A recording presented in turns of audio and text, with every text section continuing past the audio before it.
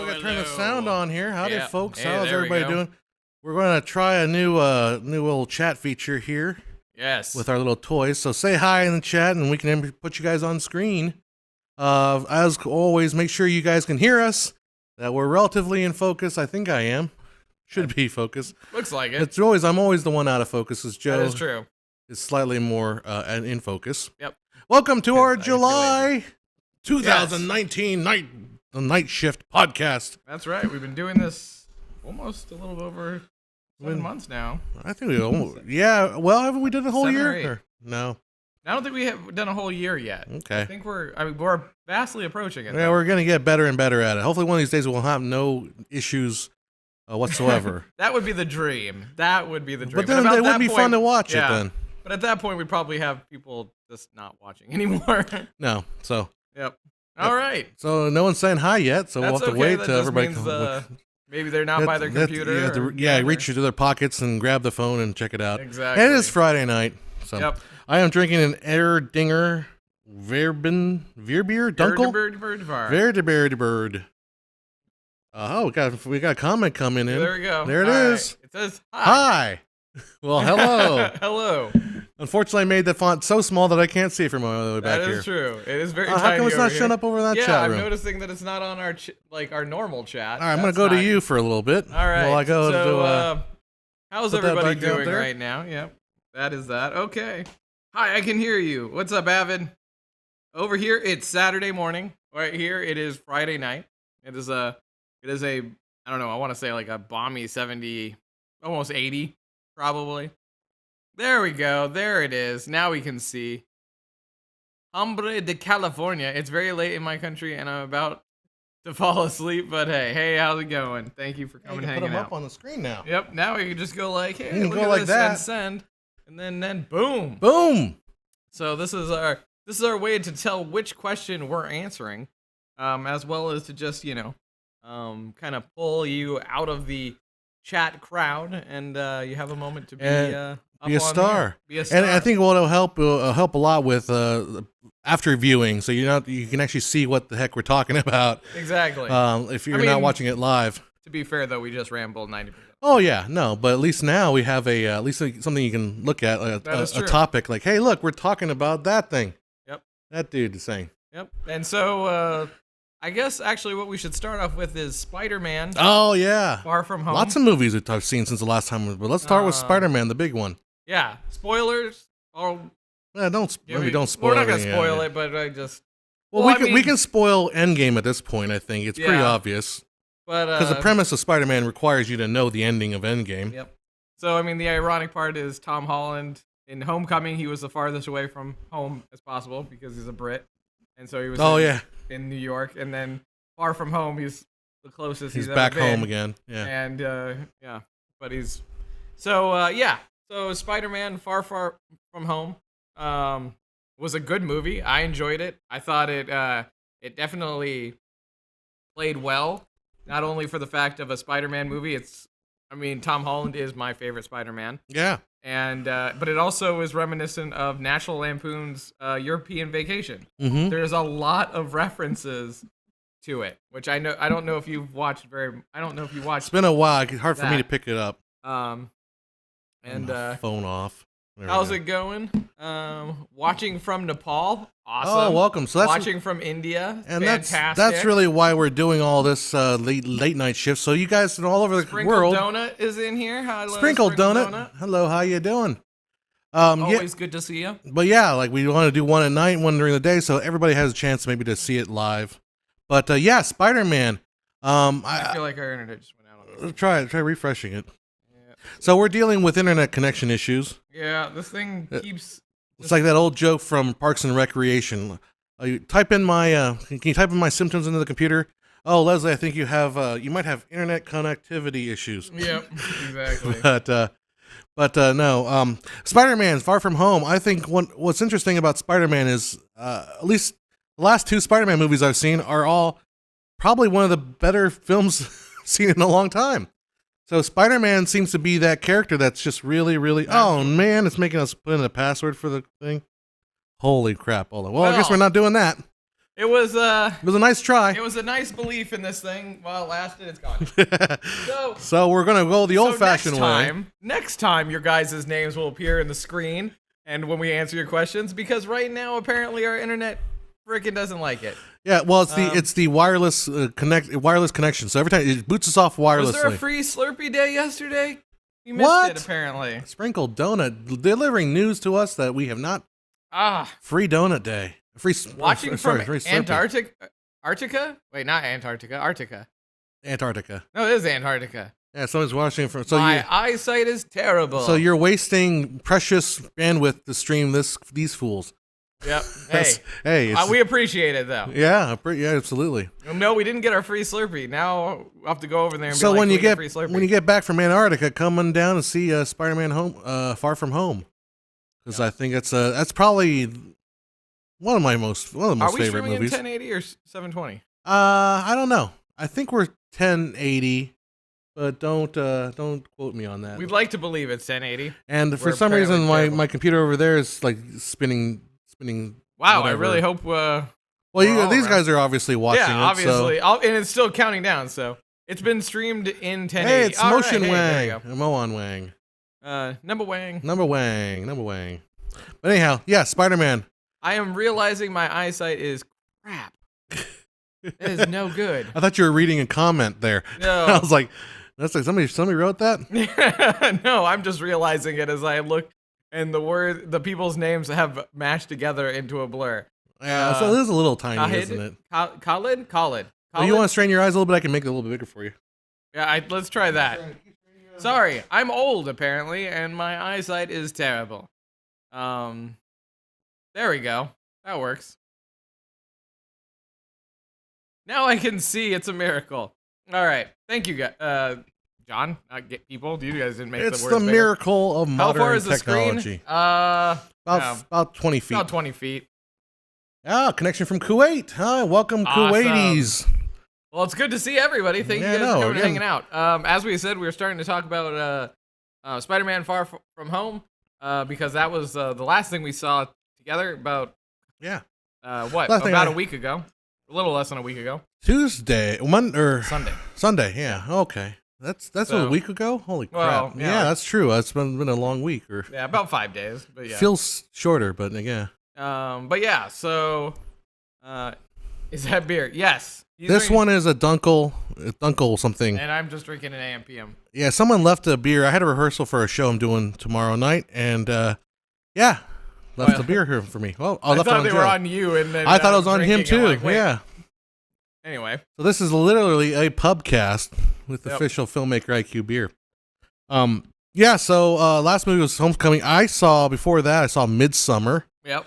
Which was really creepy. And if you guys want a creepy movie that will change your ideas, I've heard good things about Yesterday. Except people didn't like the ending. I've heard like the guys I follow weren't too crazy on it, but from what I heard, like pretty much 90 or like the first 90 or 80% of it is pretty darn good, and then like the ending is just kind of like it kind of veers off, and you're like, well, this makes no sense. Okay. But I haven't watched it yet, just because even though I love the Beatles, the premise doesn't really work for me. Yeah. I just feel like it's trying a little too hard, and I just don't feel like I want to waste the money on it right now. Yeah, this thing will. I was gonna put that little comment out there. Question came in. Yes, I am a fan of Toy Story. Yeah. So question I just wanted to kick real quick. How's the episode of the studios coming? It is coming. I've been working on it little bit by little bit. I'm writing a story about William Fox, and we're just about the point where we're talking about sound.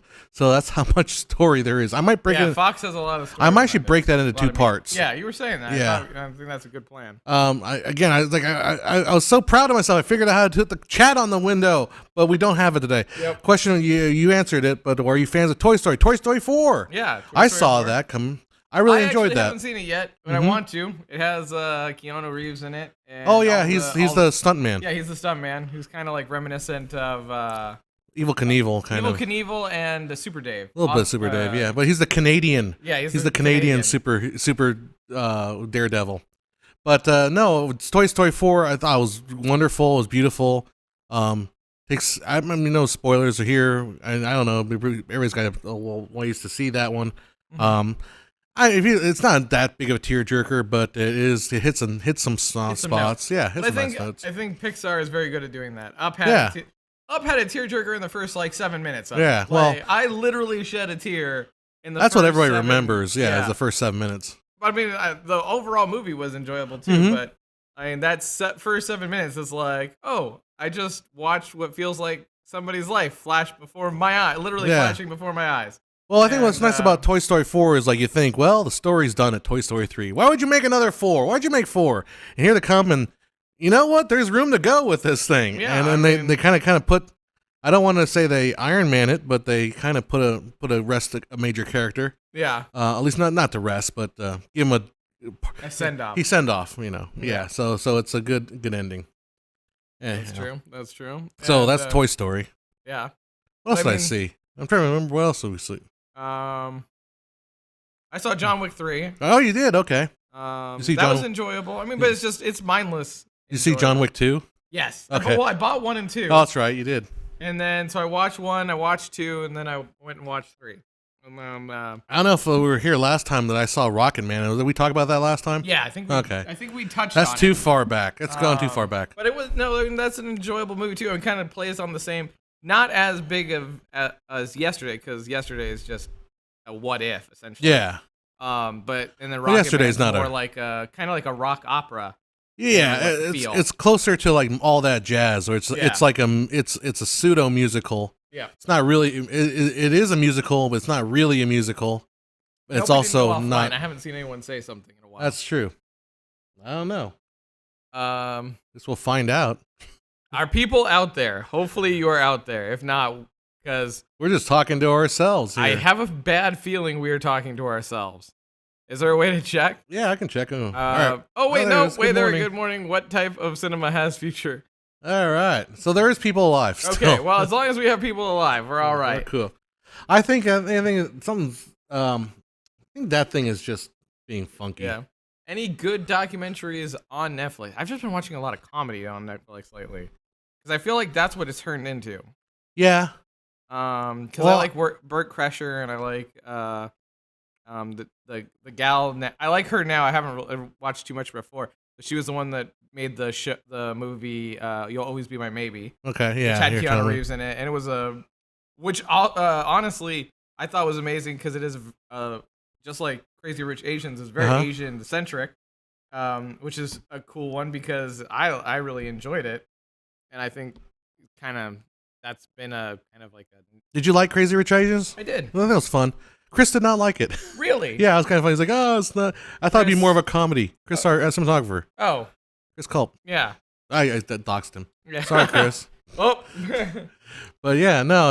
Well, and I was kind of like, well, what do you mean you didn't like it? Well, I guess he's not a. Some people are just allergic to romantic comedies. Yeah, I mean, the thing is some people have certain genres that they just like. You know what I mean? Yeah. But if the thing is if you I just enjoy a good plot. Like, if the plot doesn't make me feel bored, stupid, yeah, then I'll enjoy it.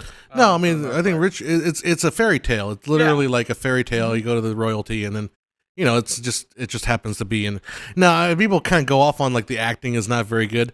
I think that's because people don't understand how the Chinese accent sounds. The Chinese accent kind of sounds like you're bad acting, unfortunately. Yeah. So you have to be careful with that. But yeah, so the girl I saw a trailer for the girl Awkwafina is in another movie where she plays a daughter has to go back to the old country, go back to China and see her great grandma. Yeah, and she's dying, but they're not allowed to tell her she's dying because there's a it's bad manners to tell them. Mm-hmm. So they have to kind of go say hi, say goodbyes, but don't say goodbye. Yeah, kind of a thing. And she's like, "Whatever you want, I'm just still I'm still very much with it and hip." Yeah. Someone asked if we had touched on avant-garde. Kind of well, I mean, stuff like that. Midsummer's is about as avant-garde as it gets in mainstream Hollywood. But yeah, I mean, we don't. If you do haven't that much. seen Alive Inside is fantastic, Alzheimer's and music therapy documentary. Oh, that's very cool. I did some work in that field of Alzheimer's and music. Well, we didn't touch. We talked about music therapy, but not that much. Yeah. But Aquafina is a bit obnoxious. You know, you'd think that, but the new movie she's in there, she's actually almost unrecognizable because her hair color is normal. Yeah. And her hair color is black. But I didn't watch Midsummer because I never had a girlfriend. LMAO. Do you think the market will crash? Housing is pretty high right now, and probably. Oh, it'll probably dip. In California, probably the weird thing about the market is like it's more of like a demand thing where there's so much demand. Yeah. And I think the supply is limited because they're not really building a whole lot of new houses. Yeah. And California, just everybody still wants to be here, unfortunately. So until we figure out, until everybody leaves for North Carolina, we're still gonna have. But even my friend Ed's moving to North Carolina. He's leaving tomorrow, and it's kind of sad because he used to help us out with our video. Yep, he wanted to always occasionally make mistakes here and there. Now who are we gonna? Now I'm going to be the one to make the mistakes here like that. But anyhow. He's going to North Carolina, but he's going out there and he's paying about the same rent. Yeah. So that was the thing, right? It's like you're trading this somewhat tolerable weather. Here we go. Real question: why the remake of The Lion King? It's we're talking about no this. No one was asking for a new version. Why you saw it already, Trevor? It's asking you because we were just talking about it right before because I was talking about how it didn't have good tomato meter scores, a 57% as I last I heard about it. I didn't even look at it myself. Also, guys, for all of you who are just kind of entering, we have normally we have a iPad that allows us to scroll back and see good point. questions that you ask. So if we're missing it while we're talking about something, it's not that we're ignoring you or anything like that. We just don't have a ability right now because to scroll our back. iPad, doesn't want to stay connected. Well, it's not that. It's our router doesn't want to give us our wireless, but the wired works, and that's why you can actually see us. Yeah, which is why you can see us right now. And if we haven't seen it, I'm a fan of the original. Okay. So right now we were actually talking about this because it's pretty much shot for shot. I get of what I heard. Is what we've heard. We haven't seen it yet either. I'm very much kind of he saw the Jungle Book one and loved it because it kind of went off in a really different direction from the cartoon. I'm always just the opinion I saw the cartoon, so I'm happy. Which is my childhood, I guess. So I'm just which is maybe why the new Lion King's not doing so well because like you said, I saw it already. Yeah. In 1993, I saw it. And exactly. And that's why I don't want to see it again. That's why, I think I'm excited about the new Mulan trailers that have been happening because they're saying they're getting rid of all the Mushu and they're getting rid of all the songs for an original. Well, it's not an original story; it's the same story. Yeah. But it's an original take on it, or different take on the story. Yeah. Which is okay, let's have a different take on the story. That's cool. Yeah. Well, you're seeing that with Aladdin and. Aladdin. At least Aladdin was different enough. Yeah. I compare Aladdin to those shows you see at Disneyland when you walk in and then they basically do a stage show of the movie. Only it's 2 hours long and it's a lot more money spent. Yeah, exactly. So it's enjoyable for that sense. Is it necessary? No. Are you gonna miss a lot? Are you gonna be upset you didn't see Aladdin in the movie theater? No. Yeah. You're gonna be well, I mean that's the thing, right? Aladdin, even Jungle Book, I didn't feel like I would. At some point, I'll probably watch it. It'll show up on something. Yeah. Or I'm most likely gonna get Disney Plus. It's just. Oh yeah. It's just bound to happen because one, I like. You like Marvel movies. I like Marvel movies, and I don't really feel like buying the DVDs of them. Yeah. And two. And it's all of Fox's I like catalog. DuckTales, the cartoon. Oh crap! And that's gonna be on there. Holy moly! Well, yeah, it's like. Shall we sing it now? No. Yeah. DuckTales. No, but I like the new version of it. I like it because it's very comic book style. Yeah. It's very kind of Into the Spider-Verse esque, in how they do it because it's more comic book than cartoon. Mm-hmm. And then all of the new new shows that they're gonna put on there. So I mean, I'm probably gonna get that. Yeah, you gotta watch the Hawkeye show. Yeah, exactly. I mean, why not? You have to have him do something. You have to see that, right? Because he didn't do Jack in the Avengers movie. No. I did not like the Jungle Book. I grew up with the original on that one. Lacked spirit. Not surprised. Lion King suffered the same way. That's what I'm thinking. Yeah, I mean, because I didn't grow up with the Jungle Book. I don't think I even saw the Jungle Book until after I saw that movie. Have you gone to Star Wars Land? The answer is I would love to go to Star Wars Land if I didn't feel that it was like overly policed right now, I will wait until it is something that everybody just shrugs off. All right, news. Ed's son, his honeymoon. Yeah. I shot the wedding. They went to Star Wars Land. They went to Disneyland. And they spent a couple days there, and they went through the Millennium Falcon thing. They went through twice. Yeah. They both both times they were both the pilot. Yeah. So I guess it's like Star Tours, but you actually control the ship, and like you have a pilot and a person that controls like the hyperdrive, and then the gunner and the engineer and something like that. So I don't know. I mean, it sounds cool. The thing is, like man, Disneyland is such an ask for your wallet. Was it you that was telling me that even to step into the lightsaber place, you had to pay $200? No, it's not true. That's not true. You can walk in there, but if you want the highest dollar lightsaber, it's like $200. Yeah. I just figured because only 15 people can be building a lightsaber at the time. Oh, maybe. Right? Well, the thing is, I think Disney oversold themselves. I think they thought this was going to be pandemonium. It's not pandemonium. Like there's people they kind of scared everybody away. Yeah. So put all these scary stories. Not only the scary stories, but they put like time limits. Yeah, time limits and warnings, and the stormtroopers are going to like escort you off the premises. But like apparently no, it's just business as usual. Yeah.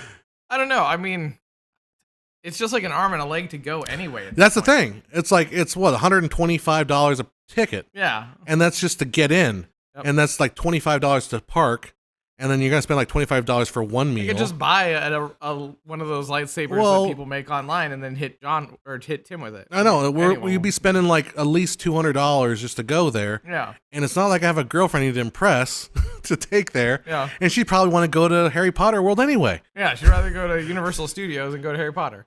Yeah, that's understandable. So there's not a wait for that. And Trevor, that $125 ticket is only for one park. So I mean, it's only one like day. The park hopper is like is like $150 or something. Some ridiculous. It's ridiculous. It's like $200, I think. Somewhere. Probably. I mean, it's insane. So somebody can check the numbers. Yeah, we're just Disney. Yeah, we're Disney shills, but poor Disney. The Disney employee lurking in the background will go and check the price. Hasn't tried to kill us yet. I mean, it's the truth. How much? But the thing is. I mentioned Disney Plus, so we're all right. Well, I love Disneyland. Yeah. Like, I of all the theme parks, I think that's the most fun one because it's so themed and it's so like, for me, like memories of childhood. Like you go to Knott's and like it's okay, it's fun, but it's not Disneyland. Disneyland's like, oh yeah, Disneyland's like primo stuff. But hello, Joe Nebly 5150. Oh, by the way, some of you guys are getting your message retracted or whatever, and we don't know. Apologize. We have no idea what you're saying. It may be fine. Yeah, it's just. It's automatically doing it. YouTube is doing it itself. Like normally, I go show 90% of the time, but I can't. No iPad to clearance you guys. And the thing is, we also because our wireless internet for some reason is down, but our wired internet's working. So it's a router thing. Anyhow. On the not very Disney side, Once Upon a Time in Hollywood is coming out. Looking forward to that. I think that's gonna be cool. It's my birthday coming up, so that's gonna be my birth. Well, we're gonna go to that show, my birthday show, but that's gonna come out that Friday. Man, I was listening to Quentin Tarantino. He has a podcast, and they were talking about the movies at the New Beverly, and I'm like, I want to go to the New Beverly Theater so much now. Yeah, because they just run this program of all these weird old movies. I wanted to go see tomorrow. I don't think I can do it because it's gonna be too much of a trek. But a midnight screening of Barbarella. Oh yeah, you were telling me that'd be cool to go see that. Just midnight, Yeah. But the thing is, it'll be over. We're at 2 in the morning. Time I get back home, it'd be 4:00, and it's like, oh boy, exactly. That's too much. Harry Potter or Star Wars? The way Star Wars is going, actually, the way Harry Potter is going too. I don't know. Well, let's take out the modern stuff. Just go with the old school Harry Potter, old school Star Wars. What do you say? Old school Star Wars, I go Star Wars. Hands down, I go Star Wars. All right, there's your answer. But and I would go Star Wars too, and I go Star Wars in the modern stuff. So that's just me. But I mean, to be fair, I like Harry Potter as well. But Star Wars is just ingrained into my childhood. Like we always go into this. There was always a talk of childhood Star Wars for me, which is I remember seeing it on a very big screen TV as like 4 or 5 years old, and just being blown away. Luke, traversing the trench and, trust in the Force, Luke. And you're like, oh, that's freaking awesome. Because, Whereas I'm coming from the background of, you're a lizard, Harry. Yeah. You're a lizard. That's my back. No, I'm just kidding. But But yeah, I mean, you can't go wrong with, yo, wizard, hey? No, the fact is that chicks dig Harry Potter more than they dig Star Wars, or maybe that's just the chicks that I know. They all seem to have a lady boner for Harry. And now that there's that Harry Potter game, Pokemon game, basically. Oh yeah, the one where you can do wizarding stuff. Yeah, wizard stuff around. You can go around. Pokemon. I was never in Pokemon Go or this wizarding one. You did Pokemon Go. I did Pokemon, yeah, but I was never like super into it. Oh yeah, like, I never it sustained like. No, there was one place that we go for lunch on Tuesdays, on Tuesday Taco Tuesday. That was a Poke spot. That was a perfect spot. And we just sit there and eat our tacos and go. Please describe the 180-degree rule. I will give this to John. One of these days we'll do a video on that, but it's a stage line idea that basically there is. Oh. I guess I got killed. But the stage line that like if we go to our wide shot here, all the cameras are on that side of this line, and then we're on this side of the line. We'll never put the camera on this side looking the other way. So if they shoot to me, I'm looking toward I'm looking toward camera, but I'm looking like more toward the left side of the screen, and Joe is kind of more situated he'd be looking at the right side. Do you think Top Gun 2 will have the same impact in culture as the first film? Well, let me just wrap it up real quick. But that's the 180 rule. We'll get into a more video in one of the more videos. Yeah, you're never gonna see behind that camera. Essentially, let's talk about Top Gun 2. Go for it. I honestly hot take. I honestly don't think Top Gun 2 will be as culturally significant as original Top Gun. Yeah, because it was a product of its time, and at that time, I mean, at that time, Tom Cruise was at his height. Right. Need for Speed, blah, blah, blah. Like, you'll always be my wingman. Guys, like, is very, like, his lines were very iconic. And they were also very... homoerotic? Oh, I'm sorry. I think that's just you, John. No, that's me and Quentin Tarantino. Tarantino has a whole spiel on that thing. Yeah. But I mean... it was very much high, and like everything in it was high adrenaline. Like, did you see that volleyball scene, man? Oh man! Yeah, there you go, Top Gun. Top Gun, though. I'm going to do a McLaughlin report. You're wrong. It will be a cultural event of the century. It'll be the cultural. It will be the most important movie you will ever see in your life. Is Top Gun 2? It'll be like Godfather 2. No, it won't. I mean, come on. Let's be honest with it. It's. What are you going to do? You're going to fly against the Russians? I mean, we're not that. Nothing to fly. I mean, I don't know. It's not the Cold War. It's not the kind of atmosphere. It's just not the same. What interfaces are the mics connected to? They are actually connected to a camera. Yeah. So we're cheated today. We run through the camera, and the camera feeds the vmix.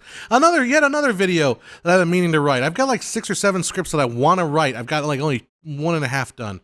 So there's a lot of stuff I need to do.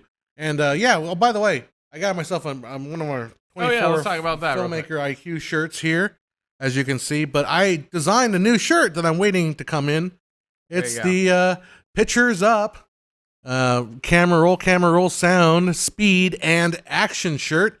That way you know exactly how to call roll when you are just like for set. The biggest word, it's action. And it says "and action." You can barely see it. It's from here. You know your eyes are. Yeah, it could say Spider-Man. It should say Spider-Man actually.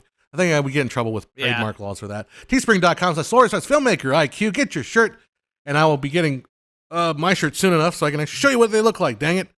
But until then, if you want to order them, they're available. I'll make a bigger deal when I get them. I can model them for you all. There you go. So anyhow, what time is it? Looks at the clock. I have no idea.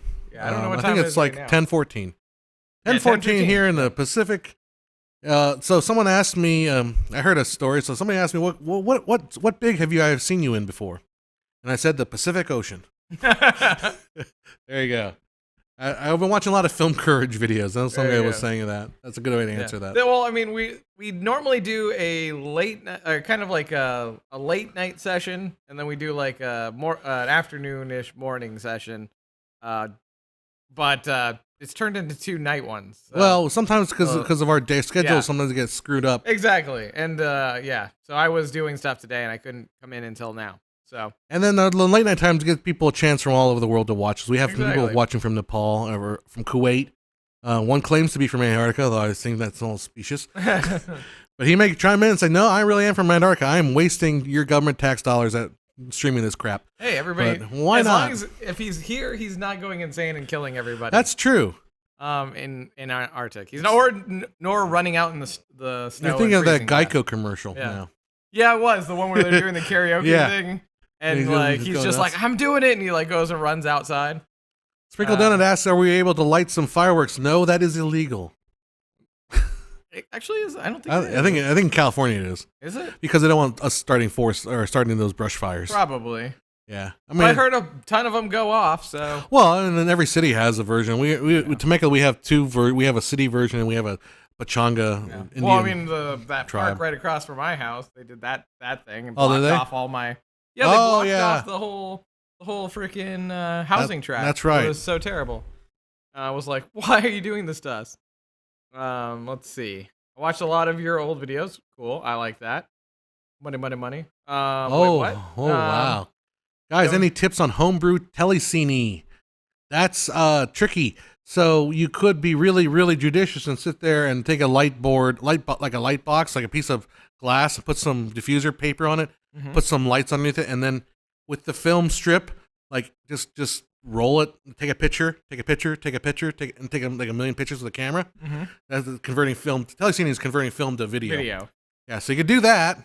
That's probably or another way you could do is get a projector, kind of like that one back there, and aim it at a piece of glass with a diffuser on it, and then videotape it while you're playing it. Oh, so that's another way to do it. That's cool. But yeah, that's like a homebrew. That's pretty homebrew.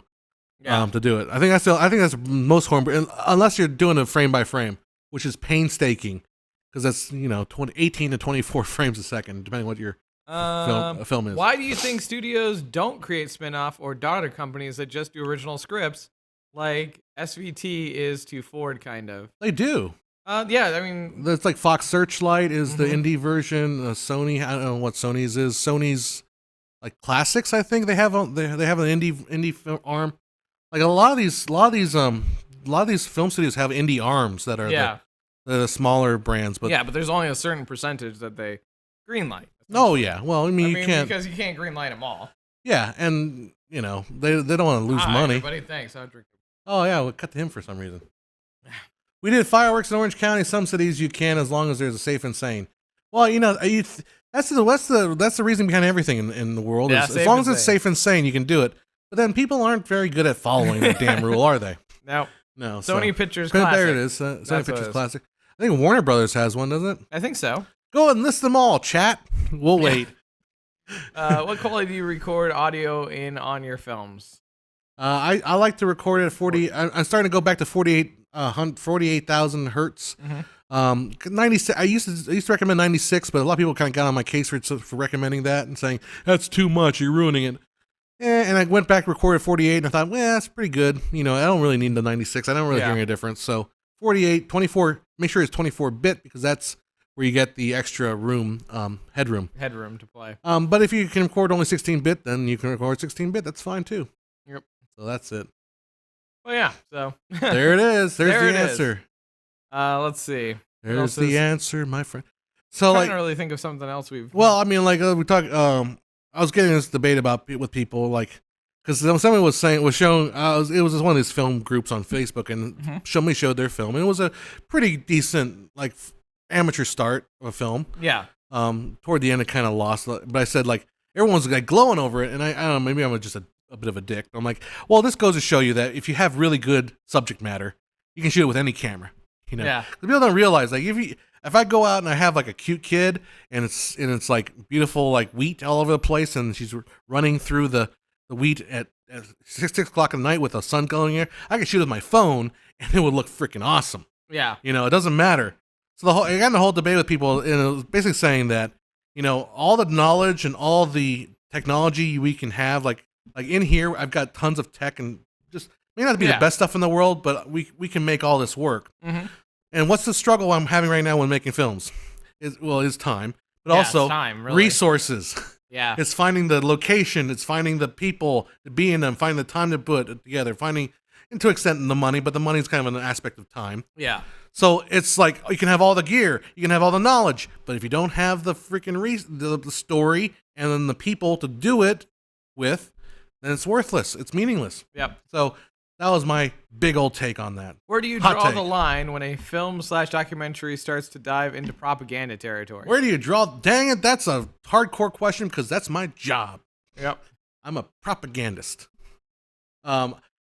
Basically, I have to think about that for a second. Do you have any thoughts, Joe, off the top of your head?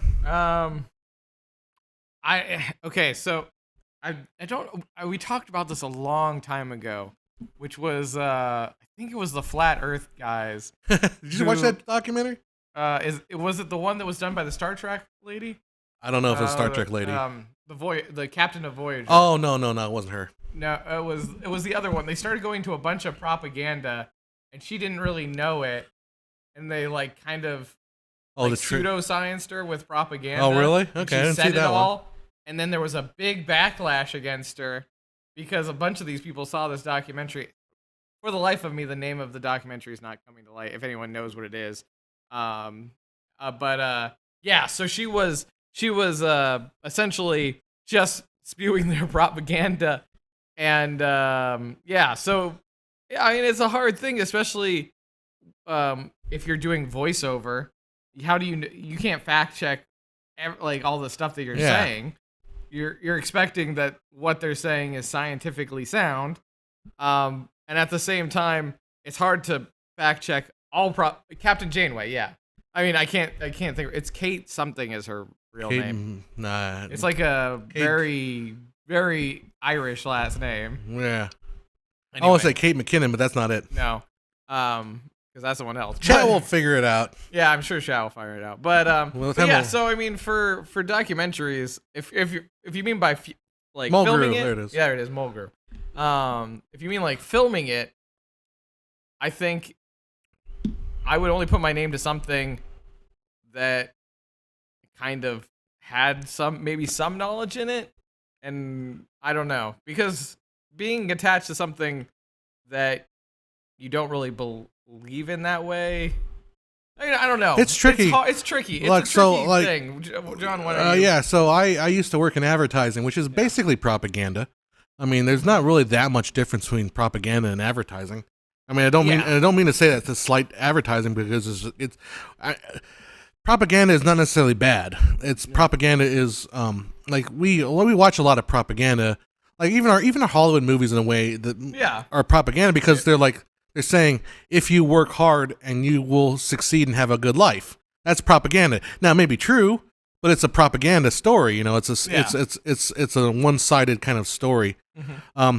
It's tricky. Like, I don't know where to draw the line, because there's a lot of movies that documentaries that I've watched. I was gonna pick one at not random, but somebody made a comment about the movie called it's a movie about you did work for a documentary recently. Uh-huh. But I mean, it took a side, and and it did not really give the other side credence, like as much credence to what exactly they were thinking, or give their side of the story. It didn't hurt that those guys also didn't want to give their side of the story, so they kind of say, "Well, it's not our fault," you know. And then I used to work at a real estate company that would also put out kind of basically what I consider propaganda. Yeah. As far as like greening the Riverside County, which is kind of a weird thing. But anyhow, where's the line? I don't know. I think if the line comes when you're no longer able to come to it with an open mind. If you're coming to it with a completely closed off mind.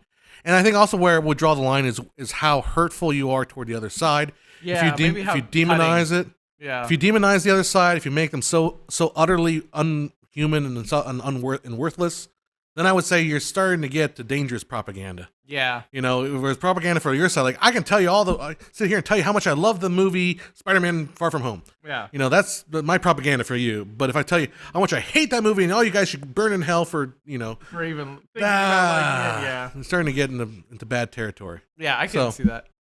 It blows into a little bit of Game of Thrones there. There you go. All those people out there kind of going a little nuts with it. All the 80s action movies, U.S. versus communism, total propaganda. Well, yeah, I mean, you had Rocky that did that, and a bunch of others. Total propaganda is like, okay, well, does that mean it's not a good movie? And the answer is no.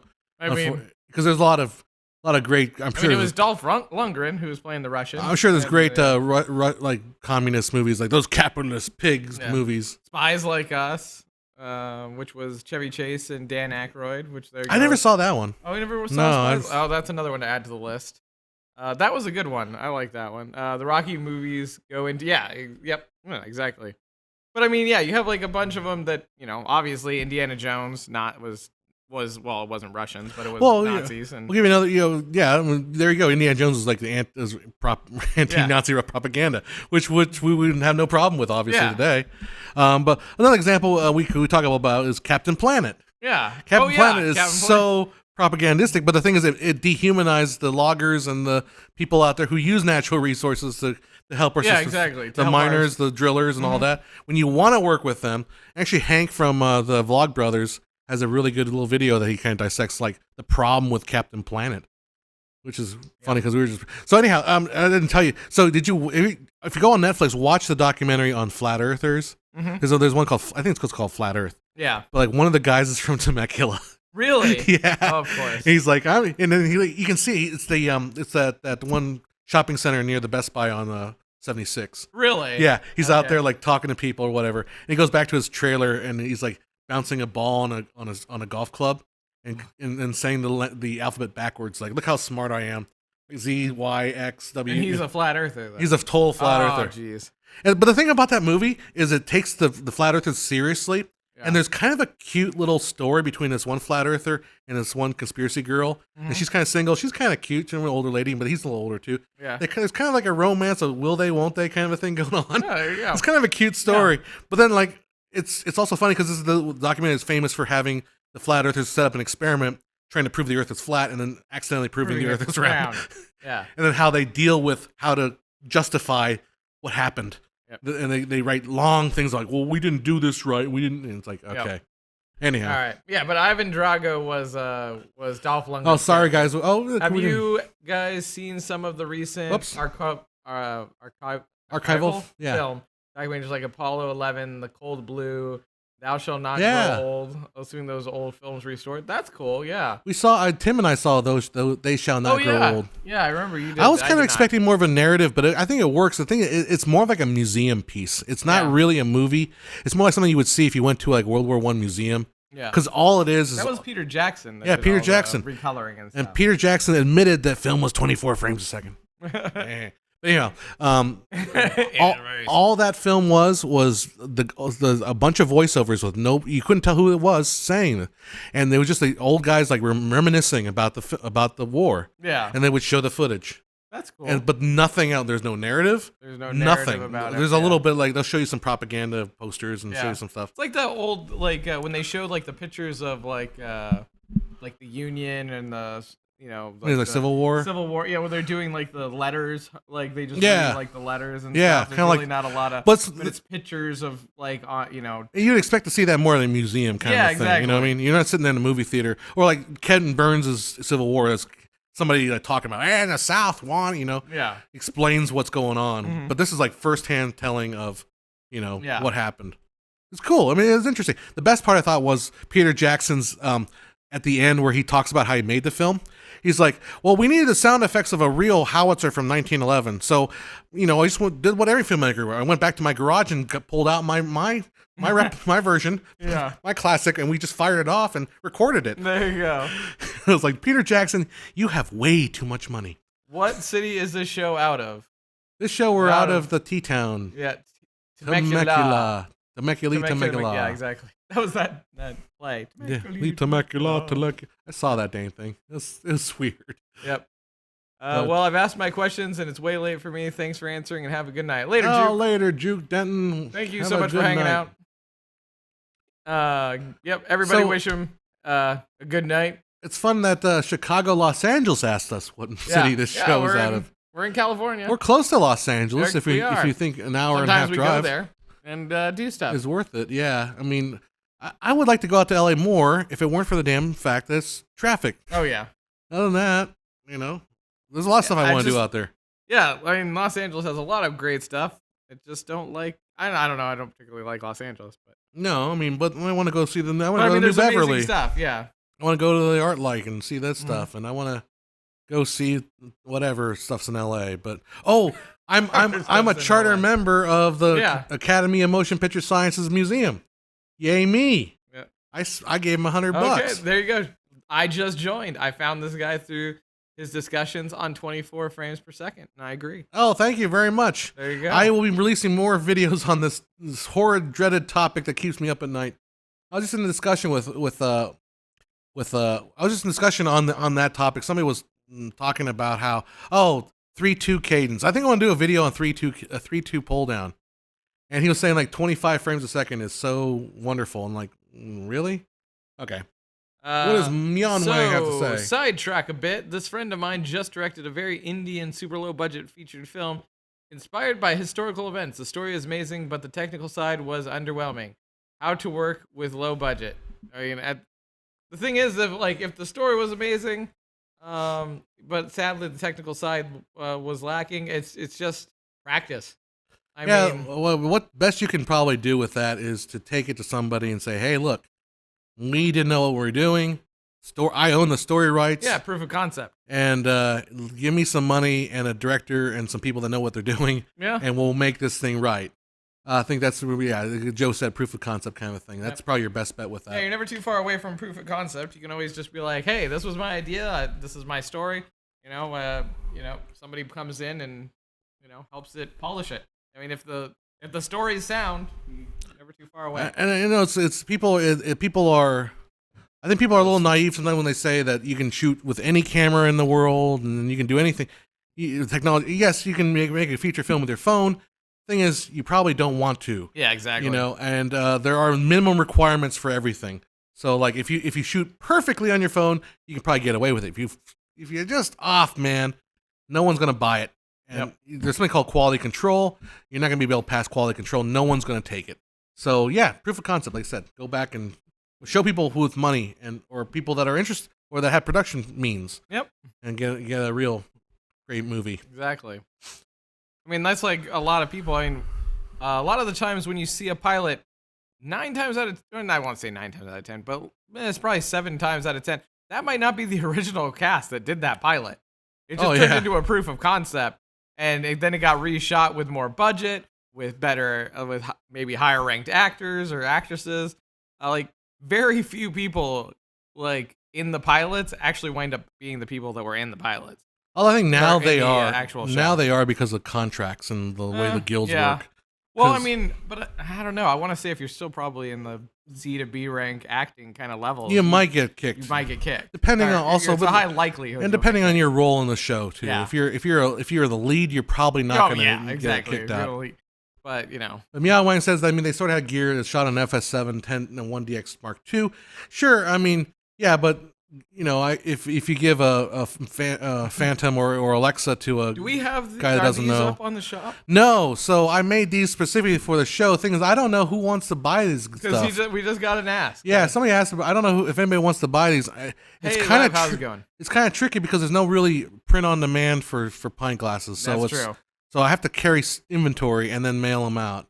Yeah, which is a pain. But that's true. If you guys really, really want them, hound me. I do have some more sitting in my office. I can send away or give away.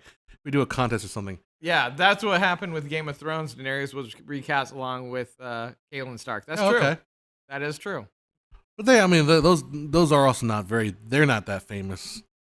Yeah. Of an act. Well, it's true. But it's just like as they said, I think they said the Daenerys they cast. Again, it depends on exactly what the contract says. I mean, if a lot of actors, if they have clout, they'll say, you bring this on board. I'm the dude. Yeah. So it all depends. It's all, Have you seen the movie Moon? Yes, I've seen that one. That's the one with what's his face, and he goes to the moon, and he's like, he's by himself, and he's got his computer for everybody. Oh yeah, okay, I remember that. That's the one. That's pretty cool. Yeah. Au revoir. Au revoir, Shoshana. Pint glasses, sure. Can anything be smoked out of them? I mean, if you want to do creative enough, you can use it whatever you want to, man. Like I say, tell people if you're cold this summer and if you want to make a big bonfire, order 100 of these shirts. They burn really well. They burn real great. Just make sure you buy 100 of them, no less than that. Just buy them all, burn them up, and put my face on there as a burning effigy. That's fine by me. I cower at bed thinking someone's going to do that. It's going to terrify me. Or maybe I love that, whatever. So anyhow, that's a terrible joke I try to throw in every single one of my videos now. Yep. I just watched cutting you for no reason. The Bastards yesterday. The Bastards. Au revoir, Shoshan. So I don't know if you heard about this Wisecrack video talking about how Quentin Tarantino thought his big epiphany was that his theory behind The Bastards was it was the movies that killed the Nazi party, the Nazi regime, not like the Allies. It was like his whole thing is an allegory for how movies destroyed Hitler, because like after World War II, all the U.S. movies showing depicting Hitler, then we had the producers producing showing Hitler as a fool, and Indiana Jones using him, Hollywood using him as a bad guy, the whole entire thing. Oh, I gotcha. I got what you're saying. Yeah, it's like the Hollywood pressure culture killed Nazism. Culture killed it. Yeah, not the actual war. It turned it from like the serious thing into a joke. Yeah. Into a joke or into the default bad guy. Yeah, into the default bad guy. So that's his theory with Bastards. Yeah. And then the counter argument would be, well, there's kind of a rise in some crazy fringe, Nazi groups now. Yeah. That are still like, screw all that, I'm going to join the bad side, Yeah. It's the Kylo Rens of the world, basically. You must kill the past. Yeah, exactly. So okay, I see what you're saying. So that's a theory out there. Think about it. It's kind of cool. Are you making any films now? We are writing something, but it's a short that we like. We can dub it The Staircase. Staircase. And so that, and then we do have a film that we're working on.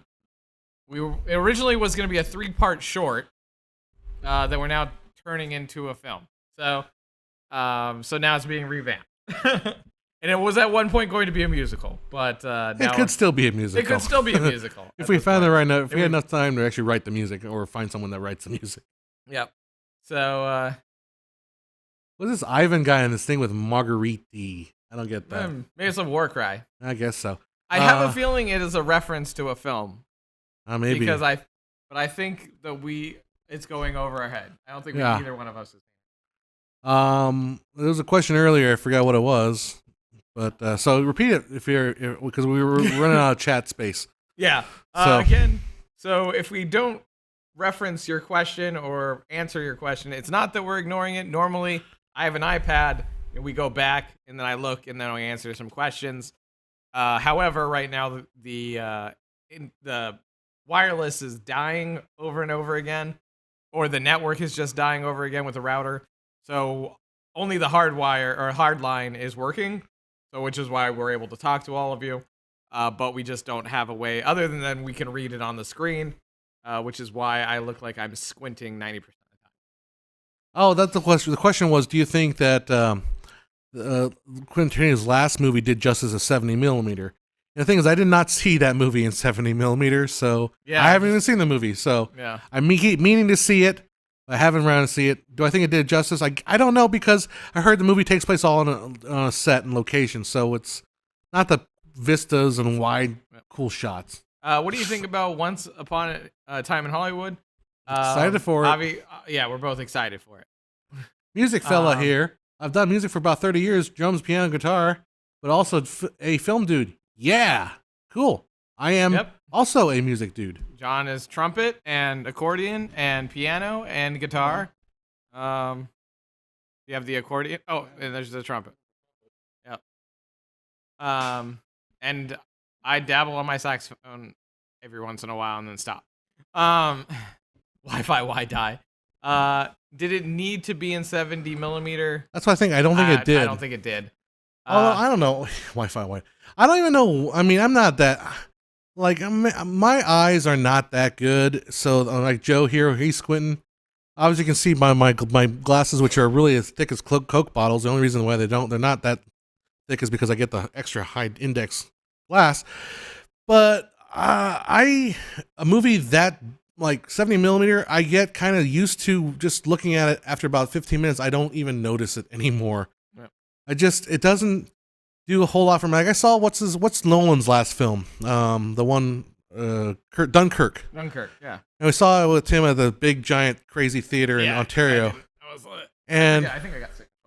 Well, you would have gotten sicker if you'd gone, because it's like looking at a 3-story building, window, and like it was pretty cool, but a lot of it was like overwhelming. It was like it's okay. I don't know. I wasn't that big a fan of that movie. Got a lot of violinists in here.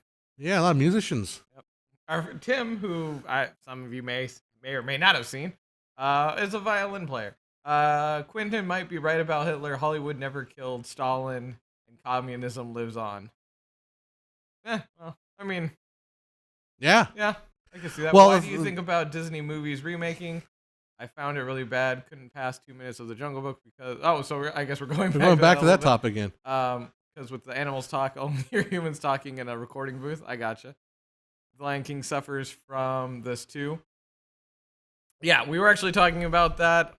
You can scroll back, I think, on the video. Yeah, you can go DVR back. By the way, I'm a big fan of The Jungle Book, so you're not going to find much sympathy with me. Yeah. But Joe hasn't seen it. So yeah, I think it's hard because a lot of people have clear memories of the originals. However, I think the hard part with this photorealistic kind of thing is that somewhere in your, like, when you see the cartoon, you accept that it is a cartoon, right? And you quickly just go into it. Yeah, it's like with photorealistic, I feel like the problem with it is your mind sees it, and it just feels off enough. That's the uncanny valley you're talking about.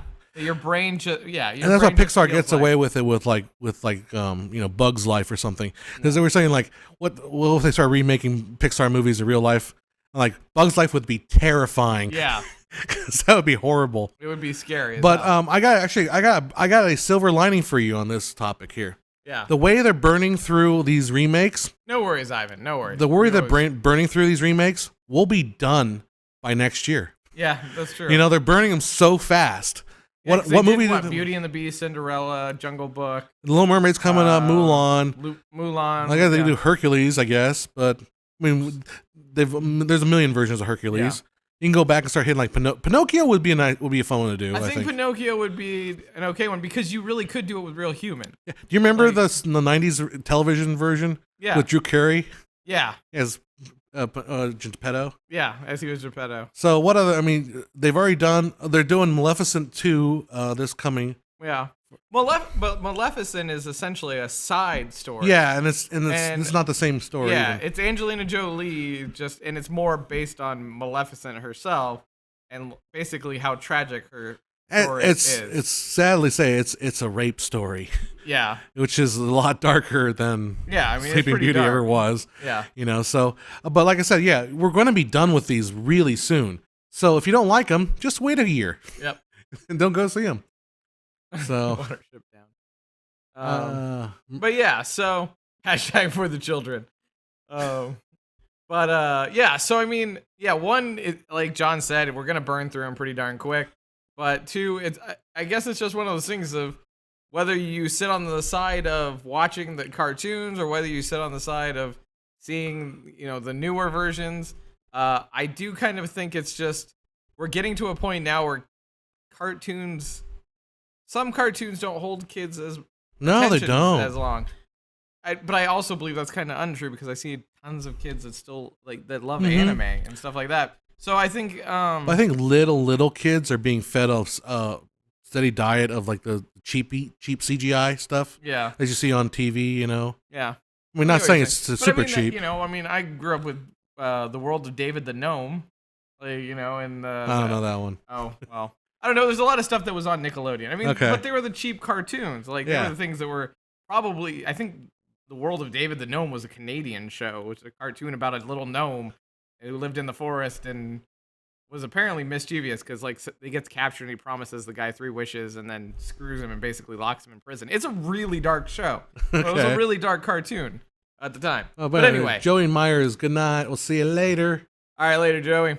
But I think what I was saying the other night to you was when we went to see Spider-Man. It's like when you go see a Toy Story 4, for example, and you get fed like trailers for cartoons. Yeah, exactly. Like you would never go see because they're aimed for like 7-year-olds or 6-year-olds. But like kids are getting fed like Angry Birds movie, Emoji movie, and that stuff. But like I actually like what Lev said. Do you think CGI films will age as well as the Disney rotoscope stuff, and I don't think it will. Oh no, it's a good question. Because I feel like cartoons have a kind of like a limitless quality to them because you accept it. As I said, you accept it.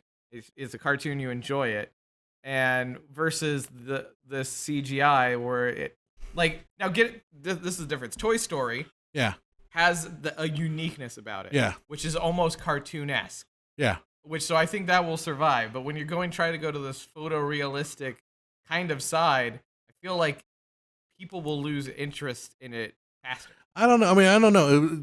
It still takes a lot of money to do photorealism right. I'm sure Disney will do a pretty good idea, which is lock it in the vault. You know what I mean? They do. Oh, it's locked in the vault and won't be seen for another 20 years. You know what I mean? Well, with Disney Plus, maybe not. I mean, we'll see. I mean, I guess that's true too. But and that's what all these other cheapy CGI cartoons. And I don't mean to cast aspersion when I say cheapy. I'm just saying they're stylized. You know, like Angry Birds is not photorealism. Yeah, no. You know, not realistic pigeons going like, ah, that would be terrifying. Mm-hmm. Okay. Well, so that'll probably age fine. Yeah. You'd be like, oh, that was the way the cartoons looked in the 90s, or not 90s, but 2000s, right? So yeah, I think it'll be. I don't know. But it is hard because if you think back, so you think of the Transformers, like the cartoon. Okay, the cartoon. Freaking terrible. Yeah. Now I enjoy it. I love it. It's what I grew up in is 1982, 1987 or something like that. But when you look at it now and you look back, it's like this is embarrassing. Horrible. It's embarrassingly drawn. Yeah. And even the movie, which I love, which is a Transformers movie where Optimus dies. Spoiler, I guess. If you haven't seen it at this point, it's like spoiler. 1987. But that movie. I think you're talking about Michael Bay movies. No, I'm like, all right, there's a Michael Bay movie that was really good. No, but I mean, at the same time, like even it was a movie. It was only slightly better drawn. Yeah. But at the same time, we don't know it until we jump back and watching it. But however, I would say that all of Disney's cartoon movies are really well drawn versus like the cartoons we grew up on. Yeah, well, Disney spent time on those. Yeah, exactly. Like the stuff we got was sent to South Korea, made in like a sweatshops. Yeah, probably. Because speaking of which, the other day we were talking about Muppet Babies, right?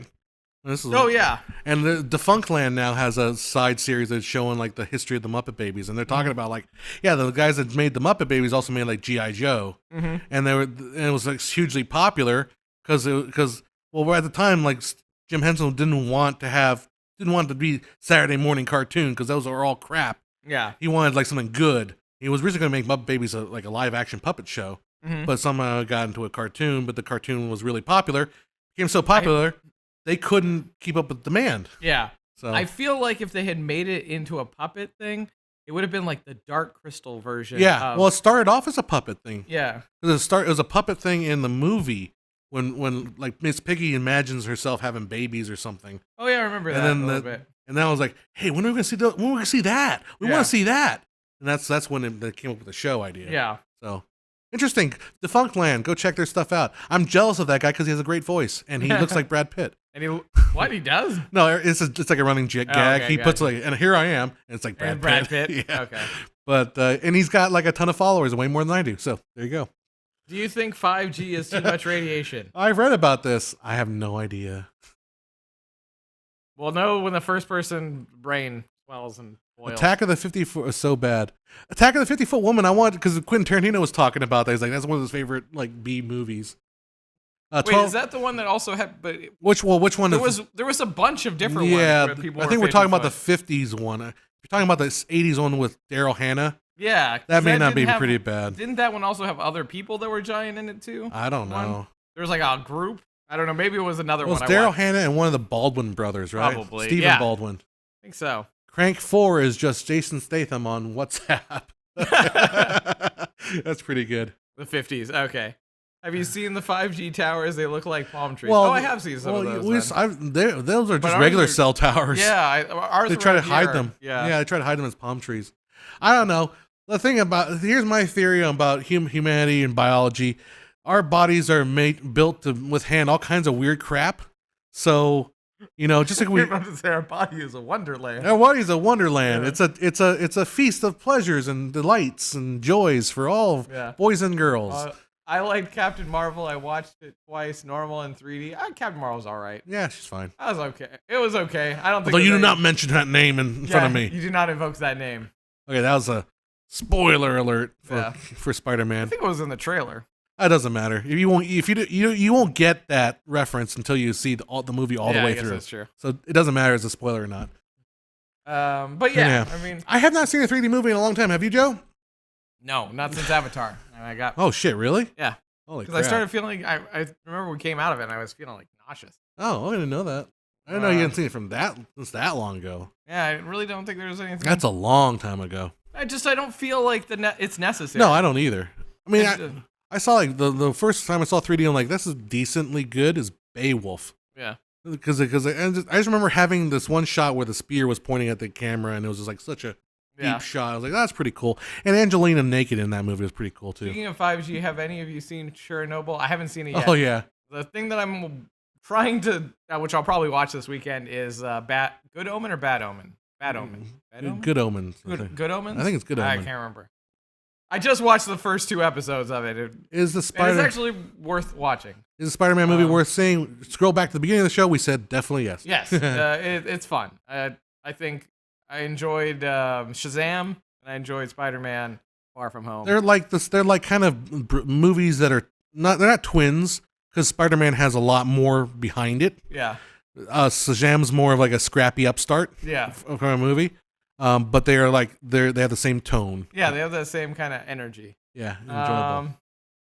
Sprinkle Donut asks them with Oculus Rift on a virtual cinema movies with 3D effects from 2016 are amazing.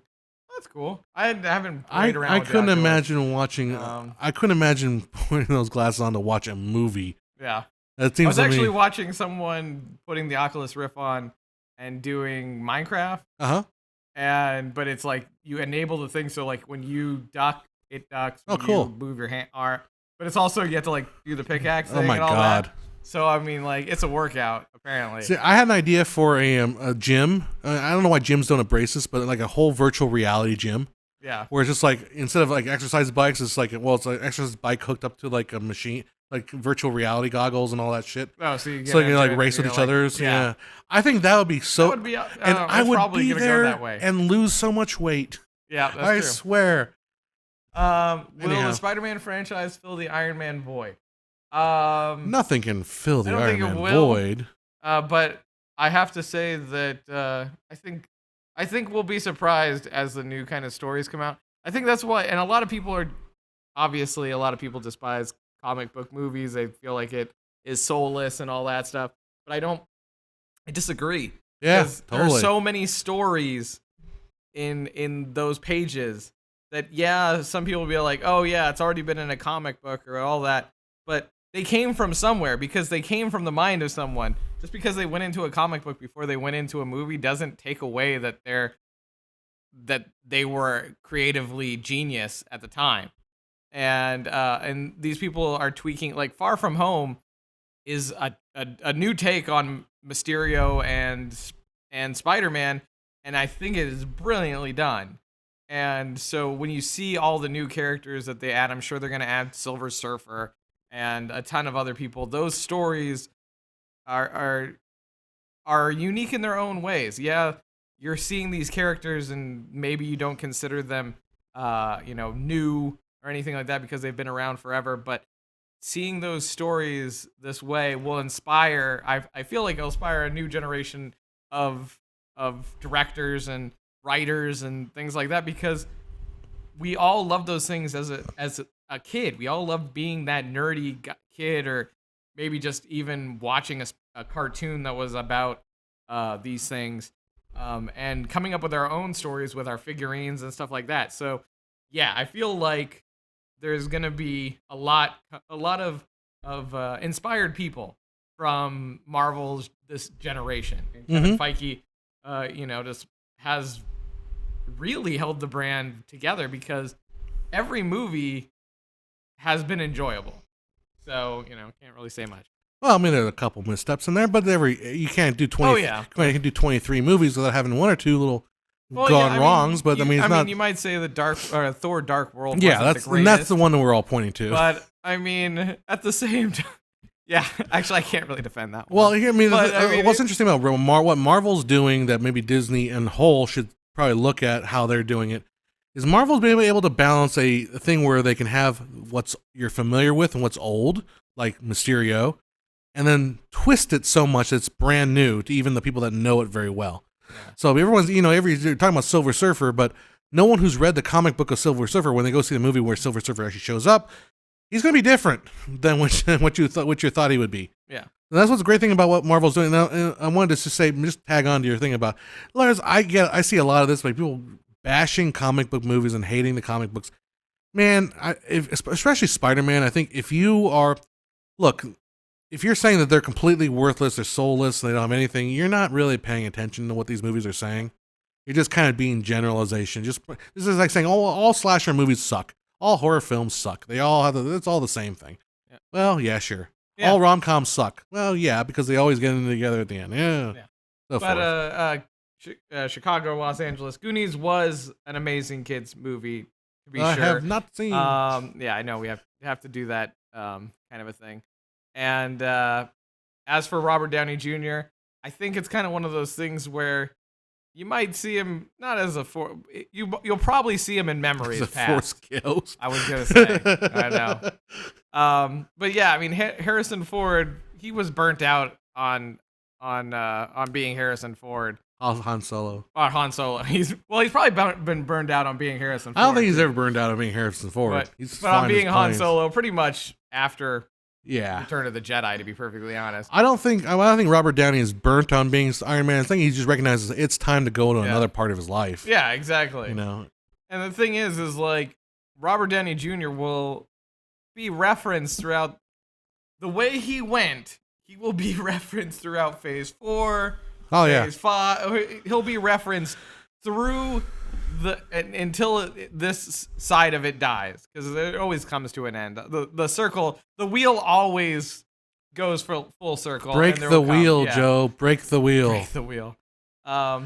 Joseph, the breaker of chains. Yes. I would agree with that. Harrison Ford loves Indiana Jones. Probably too much, because he's not letting it go. I know, let it go. That's the one thing. It's like, okay, Robert Downey Jr., let go Iron Man. Like, eventually somebody will come and be new Iron Man. Yeah. It's going to happen.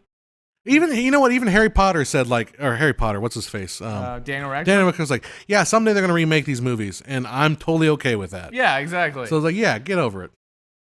Robert Downey Jr. rode that way, became an icon and billionaire, nothing but respect, and he can really act. Yeah, exactly. But the little bit of Escape in the Past Endgame could do something to bring Tony. Yeah, I don't think he wants back, like, though. Any way of it, anyone that can shapeshift that might appear can always play a person. It may never be Robert Downey Jr. may return, but it will never be the true Tony Stark. That's true. It could be a hologram. It could be it could even be an alternate universe version of Tony Stark. Which they I'm not gonna say about that. Anyway, but you kind of play. I think you hear it in the trailer. Is like, oh, you guys are Universe 616. Because you're saying there's a multiverse. So I mean, there's always a possibility of that person returning, but they won't return in this. Just like Chris Evans won't return as the Captain America we knew. Robert Downey Jr. won't return as the Iron Man that we knew. Yep. A phony Stark, a hologram. Exactly. So, but that's the beauty of movies. Like, I'm sure if they were like, Robert, we have this really great idea, but we need you to come back. Like a Spider-Verse, a dark Iron Man. Exactly. You know that there's a well, I'm not gonna give a spoiler. Not get too many spoilers here. It's not a spoiler. There's a shot in there with Iron Man with his armor broken as like a skull. Yeah. Isn't there? And I heard that there was a zombie version of the Marvel. Marvel had a zombie series. Yeah. I mean, that's kind of cool stuff. We can do that. Yeah. Zombified Tony Stark. Yeah. Anyone wants to see that, but. And there's so many ways to still have someone be in something and not be killing that idea or version. And it's not like and this is going to be a spoiler for those who haven't seen Batman versus Superman. Yeah, we're not going to spoil it. We're not going to spoil Spider-Man, but Batman versus Superman we're going to spoil. When Superman dies in that movie, like Superman's coming back. Exactly. Because Superman wasn't done yet, That wasn't a farewell. It was like a, we're killing Superman. Yeah. Whereas Tony Stark, it's like, thank you. Yeah. Thank you. Yeah, exactly. And you're moving on. Yeah, in Spider-Man versus Batman, when Batman versus Batman. That would be a great one. When Superman versus Batman, when Superman died, you knew it wasn't. It was so hollow. It was hollow. It's so hollow. But at the end of Endgame, that's real. But that's real. It doesn't feel forced. It doesn't feel like, oh, we're just gonna in 2 movies where he's gonna be back, or in the next movie he's gonna be back. No, it's like, no, we need to go. DC movies are bad. I like Shazam. I like Wonder Woman. You guys don't like comedic films? Yeah, we love comedic films. Who says we didn't like comedic films? My gosh. They brought Spock back from the dead. They can bring Superman. Exactly. Spock can come back. Spock had the rocket, the Genesis rocket. Mm-hmm. They can bring Spock back. Your favorite era director for comedic films? You know what? Go for it. I had to remember the guy's name first, though. Trying to think of a good comedic film that I really remember the guy's name. Because I like the Broken Lizard group, Super Troopers. Right now, yeah. We need a new Flash Gordon. They tried to remake Flash Gordon in early 2000s. It didn't really go very well. They made it as a TV show and it failed. It was on Sci-Fi. The comedy director I'm thinking of is in the 30s, and he made a movie. I can't remember the name of the movie, but it's they made a book out. The Coen brothers made "Oh Brother, Where Art Thou" from a book that this movie is in, and I'm trying to remember the name of the guy, but I keep running on a blank on that one. What do you think about Edward as the new Batman? I will give him a try. Here's the thing. Jack Nicholson is my version of the Jack Nicholson, and then Mark Hamill as the cartoon version are kind of my Jokers. And Michael Keaton is kind of my Batman, and then obviously the man who voiced Batman on the Batman cartoon, which now for the life of me I can't think of his name. They did, Flash Gordon, probably. I imagine so. So those are, but at the same time, when I heard Heath Ledger, a lot of people were like, "Oh my gosh!" I was like, "Give him a chance." And it was he was. Some people, he was good. He was dark as shit, and he was entertaining as hell, and psychotic. Truly the most psychotic Joker I think that I've seen, and now we're gonna have Joaquin Phoenix as a kind of a version of the Joker, and I say, you know what? Give him a shot.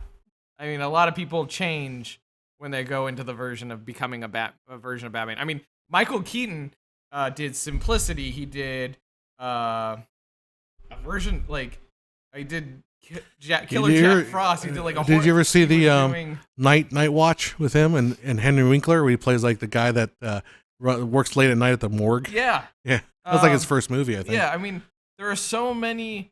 He was a funny guy. He was a comic guy. He was a comic guy. Totally comedy. And the best comedy movie for me is Brothers. Blues Brothers was awesome. So I finally figured out the name of that guy. It was Preston Sturges. 1930s, and the movie's the "Whoa Brother, Where Art Thou" is based on a movie called Sullivan's Travels. Yeah, it's about a director who's it's really self-important. He's I want to go out there and make the movie that will mark my place in cinema history. This serious epic drama called "Oh Brother, Where Art Thou." That's where the Coen brothers stole the name. And then for some reason, whatever happens, he ends up being going in a box, getting dirt poor and going in a boxcar and traveling the world. And he gets in a chain gang, and they go see a movie which ends up being Pluto from Disney, and everyone's laughing, and he realizes oh man, because he was famous for making comedies. Yeah. He's I should go back to make comedies because that's what the world needs is comedy and humor and laughter, not the serious, super intense, "Oh Brother, Where Art Thou" thing, Yeah. So Preston Sturges is one of my favorite directors. Billy Wilder, another one. Yeah. Who did Some Like It Hot, and so it's one of my favorite comedies. Anyhow. Yeah, Some Like It Hot. It took me a while. I had to go back there. Yeah. But we got some Flash Gordon. Yeah. Oh. And then you had Boomerang and So I'm doing Coming to America. Coming to America. I'm doing a show tomorrow. Temecula, for if you're in Old Town, Temecula, come down to Merc. I'm doing the music from the movies. I'm doing a bunch of music from the movies. My favorite song. Did I say simplicity? I meant multiplicity. Multiplicity. So yeah, Charlie Chaplin was mentioned, and I was watching Modern Times. And, the first time you heard his voice in cinema was 1936 in Modern Times. And you know what he was singing? He was singing the Nonsense song. Oh, okay. I don't know if you heard. It's like it's just gibberish, right? Yeah, exactly. But and I was watching and like, this guy's hilarious. I mean, it's still 36, and the guy's like, he's like doing all the moves, and yeah, it's hilarious. It's amazing. Charlie Chaplin, man. I mean, you gotta go back and watch some more of that. Later, Meow Wang. Meow Wang. That's some Meow Wang. Exactly. That's what check out. Yeah, there you go. I mean, yeah, Press and Surges, man. Yeah, for films, I can't ever. It sounds terrible because I don't really remember actors and it's hard. Actors in it. It's like, hard. It's like it has a resonating thing for it. It's like, I mean, yeah, you can say Robert Zemeckis for for Back to the Future, but it's because I've heard it so many times. Like, you say Back to the Future, it's like, but it's Back to the Future or whatever it might be. Preston Sturges is one of those names where it's he's not like Orson Welles, he can just top of the head kind of thing. Yeah. He's not Billy Wilder's even more famous than he is. Preston Sturges is one of those kind of lesser known comic geniuses and he wrote and directed those movies. What do you think about the movie Lolita from 1997? I have not seen that one. I've seen the one from the 50s, which is kind of weird. It's Kubrick, not quite on speed yet. Yeah, it's 11 o'clock here. Coming toward the closing. But gotta go make some pizza. Meow Wing's gonna get some pizza. That sounds like a good idea. I'm kind of hungry for pizza. Yep. I could use some pizza. So. Oh, you did? Nice. Yeah. Nice. But Preston Sturges from the comic movie. Another good one that doesn't get talked about is Julie Andrews' husband. I'm trying to remember his name now. Blake Edwards. Oh, okay. Blake Edwards. He did the Pink Panther movies. He did a lot of movies with Julie Andrews in them. He did Victor Victoria. Off topic, but do you guys prefer classic theaters or today's? I'm not gonna lie, I'm gonna say today's. I think I really enjoy today's theaters. I've got to say it, man. I like the chairs. Yeah. You're not feeling you're not like crammed in there as much as it used to be. I don't feel cramped. Yeah. I don't have to worry about trying to maneuver of a tall person in front of me. Yeah, that's a big thing. I like the stadium seatings. We go back to the old theater and the cheapy theater, and somebody's tall in front of me, like, oh crap. Or I went to the Rocky Horror Picture Show, and the girl in front of me had the stupid birthday hat on. I'm like, Jesus Christ, really going to keep that on the whole show? Yeah. She took it off. Oh, but thank God. But yeah, so I mean, she was cute though. Yeah, classic theaters were all about jamming as many people in as possible, and you had to hope that. I mean, I remember as a kid, kind of being the a-hole that puts your feet on the seat in front of you, hoping that people will lose interest in being in that seat. But I mean, the thing is that's kind of a dick thing. It is a dick thing. I mean, I admit it, but at the same time, But then if I saw some short people, I move my feet because I'd be like, okay, they're not gonna, Yeah. But I mean, that's the old classic way. I mean, or you hoped you get an aisle seat so you could side glance. What I mean? You know what's funny? When I'm at home, I always put my feet up. When I go to a theater, I never put my feet up. Ever. Yeah. Never done it. Weird. Anyhow. What about the retro ones with the bands they do in Portland, trendy places? Oh, we were talking about this. Remember the ones where they show but it's the live, the live music from the show? That'd be cool. Remember we were talking about you wanted to get the rights? Yeah, I was working on trying to do that. Band for it. So yeah, there's an idea for that. Man, if I get some money together, I should just go buy that dang thing. Yeah, you can buy something called the Peach Orchestra out in Georgia or something like that. Mm-hmm. They have $300. You can get yourself the music to a movie, like a Chaplin movie or something, and show that. You just have to get the rights to the Chaplin movie. What do you think about motion capture for films and/or video games? I think it's why not? Why not? Yeah, exactly. I mean, you have what's his name who did Golem? Benedict Cumberbuns. No, he did the dragon. Oh, that's right. You're talking about Andy Serkis. Yeah, and Benedict come all over her batches. Demonetized. Right at the end. Right there, demonetized. Right at the end. We tried so hard. I don't think the bot gets that far in the video. No. Yeah, that's true. But yeah, so for the most part, I think yeah. But I think I do use whatever you can use at this point, I think. Yeah. Hopefully not too off your topic. A couple of your favorite YouTube channels. We always end up talking about this. Yeah. Recently I've been watching a lot more Film Courage. I enjoy their take on just writing story and all that. They're kind of a cool one to check out. Captain Disillusion. Did you see what Red Letter Media did? Would be fun to do, but we were totally stealing their idea. But which one is that? The blank tape challenge they did. Oh yeah, with the Jenga thing. That made me laugh fun. because of the fact that they started off like jokingly and then got super freaking competitive at the end of it.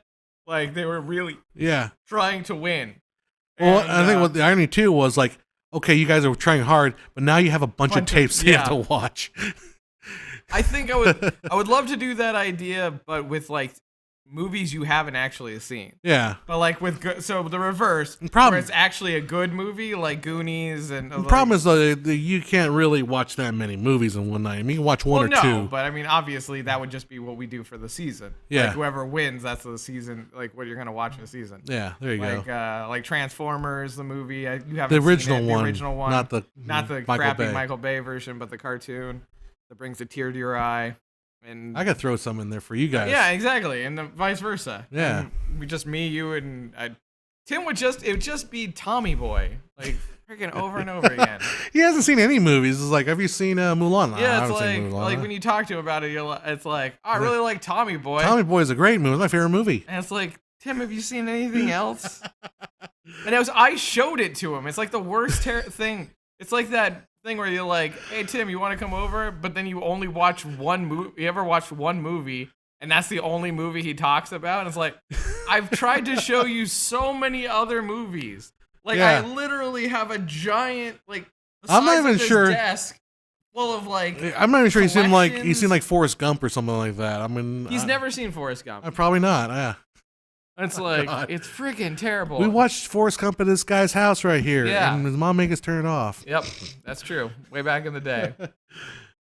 People really put serious effort into it if they are popular. We're not popular. We're not popular at all. Not for prudish reasons, because it's like watching someone take a dump on the toilet. Don't need to see it. I missed the top half. He's talking about sex scenes. Oh, right. Okay. Yeah. It depends on the sex scene. I mean, if it's good and well done, I enjoy them. But if they're gratuitous and they just don't further anything, it's just like, let's everybody stop and have a sex scene. Yeah. Like, what's your opinion about the plot of Avengers Endgame? Oh my God, it's really? Moved by a rat that started a car that shouldn't have any energy after 5 years. It's Deus Ex Machina. There are certain things you have to accept in a movie, and just certain plot holes. You just say, sure. I'll take it. Well, they were going to go a different route with how he got out of the portal, and then they were just like, it got too long was the problem. Like, you can't have a 10-minute scene for how Ant-Man gets out. You just need a 3-minute scene and him out. Like, you know what I mean? Yeah. Like, it just, you already showed, like, Hawkeye's the start of it. Hawkeye is, shooting the arrows with his daughter, and then he looks around, she's dusted. They're all dusted, and he's like, no, and then that, But the thing of it is there was going to be like a 10-minute scene of Ant-Man getting out of there, and that scene of Hawkeye was actually going to be basically like this end scene of Infinity War, instead of what's his name dialing Samuel L. Jackson dialing Captain Marvel, and so, but it's more poignant to show the loss of Hawkeye's family than to show the 10-minute scene of Ant-Man getting the hell out of a freaking the quantum zone. Or quantum realm. So, yeah. I mean, you Deus Ex Machina, let a rat run through, and then you see, what's his name? Ken... Watanabe. I don't know. Oh, the guy from Doctor Strange's? Motherfucker. From Hangover. Dr. Ken. Dr. Ken. But he was the... Ken Jeong. He was the guy that Ken Jeong. the security guard. Oh, yeah. Anyway, so well, look, come on. I think the rat on the car is Ant-Man is not a serious take on Marvel. Ant-Man's the non-serious part of Marvel, right? I mean, Ant-Man's kind of humor. So having a rat return him, that's just part of that flavor of that character. I don't have any problem with it. Let's see. Are you guys? Yes, I like the old ones. What are we talking about? Mystery Science Theater 3000. Yeah, I'm not a big fan of the reboots. I'm not either. Just don't, it's too playing on nostalgia. It's like you just want to. There's nothing fresh or new about it. I don't know. Yeah. Basically I it feels pandering. Like I got Robert Patton Oswalt and we got the girl from Felicia Day. Yeah, it's like like how hard can we hit that nerd nerve of yours? It's like bing bing bing bing bing. If you enjoy Mystery Science Theater 3000, just go watch the Mystery Science Theater 3000 movie, or all the old ones they had. Oh yeah, or the old ones. They're on Netflix probably. Yeah, I don't know if they all are, but they used to be. Yeah, because they did like a gauntlet of it, and I was like, I'm gonna give this a chance. I got the first one. Well, you know what I did? And then I went unconscious. I watched the first one, and then I picked which ones I wanted to watch. Them. I picked the ones I knew were bad, the bad films. Yeah. I picked them based on the film, not like I didn't even watch them in order because I was like, I'm not gonna suffer through this. I'm just gonna watch the ones I want to watch. I think I only watched one. Yeah. The shows were the best, exactly. Ant-Man is supposed to be serious. That's clear. Why they cast Paul Rudd. I think he's hysterical. I agree. Exactly. That's why the rat doesn't bother me. It's supposed to be funny. It's supposed to be stupid. Here's the thing. I don't blame. I'm glad that Mystery Science Theater 3000 got rebooted. Because the guy that created it, Joel something. I don't know what it is. I mean, he got money. And the thing was he did something at that time that was intelligent. It like if you watch the old ones and unique, and you watch the old ones, those riff tracks are intelligently funny. But this is a new set of comedians that don't have that same riff mentality. Exactly. And Joel isn't, because Joel and his friends essentially voiced the team, but it was all scripted. Like the riff track was all scripted. And this, a lot of the time, feels like they just went, hey, you guys are comedians, riff it. You know what I mean? And then just showed that riff. And it really isn't as funny as Joel doing it back in the day. Chicago says, if you really think about it, we're still in the early years of film, not so much in film's infancy, but it's interesting to think that what it'll be new, fresh, and different in 100 years from now. I think so, too. Yeah. I get crap for saying that 24 frames a second will be here forever. I think it will, but I think film will continuously evolves. It's like the novel. Like if you think about the novel was kind of new in 1600. What was the novel like in 1700, 1800, 1900? It constantly evolved and changed. I think the frame rate will kind of stay the same because the trajectory is solid. The other question is, what's going to happen to other kinds of media are going to evolve from film? Like we had film, we had radio, film, television. What's next? Yeah. The video games are for sure a game thing now. Oh, yeah. VR is going to happen. I mean, it's already happening. What about holograms? Like we're gonna have hologram theater. Yep. Also, John, if you like Mystery Science Theater 3000, there is essentially they had like a, I don't know if they still have the web page or whatever. Riff track? Yeah, the riff track thing, where you could just watch the thing and then turn the riff track on at the same time, and you could watch essentially. That's too much work for me. Yeah, I never got really into That's way too much work for me. I don't even really like to watch directors' commentaries because I feel like I've already seen this film. I actually do like watching a director's. Well, yeah, if you can leave it on in the background or something. Yeah, but I don't like sitting there physically just sitting there watching. But here's the thing now: I watch a lot of stuff on Netflix and I watch a lot of stuff on Amazon. They don't really have that. They don't have it anymore. I miss it. Yeah, so I mean, a lot of the time, you kind of miss out on this stuff because I don't. I mean, as I said, I have a big collection, but honestly, the last thing I've bought in probably 2.5 years is John Wick 1 and 2, because everything I can see on Netflix, or on Amazon, or I have a couple movies I bought that I haven't watched yet even. Will we all get Truman Show the game style adventure set up on weekends? Truman Truman Show messed with my mind, man, when I was a kid. Like, I started thinking, like, I was on the Truman Show. Like, people were watching me because certain coincidences are happening. Drove me crazy, dude. Well, like Chicago, the thing that I would do is I essentially watch the movie, and then I'd be doing something else, probably playing something or doing something on the computer, and I just have the director's commentary going in the background. You know what? Here's what I do now that when I love a film, I watch every single review and everything, every analysis video on there. That's very true. That's what I do now. Yeah, like with the Rocket Man, when I you'll get home and you'll get home like, what is Looper's like 6 things you might have missed in Rocket Man? You know? Or like, what did Elton John say about the movie? Whatever it might be. You start doing research, like going crazy research. Exactly. Then you're on YouTube like we are. Yeah, and watching someone review it, and then you're like, okay, I already saw the movie. I don't need the recap. Just get to your opinion. I want to know what you think of it.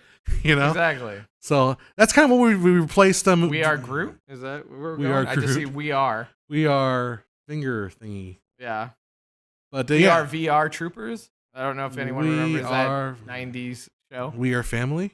Yeah. Maybe that's what it is. Did you see that the thing I posted with it was Family Matters, only everybody was played by Mike Tyson. Yeah, played by Mike Tyson. That was funny. So yeah, if you ever seen that, just look up Family Matters starring Mike Tyson. Yep. It's a deep fake and it's hilarious. Yep.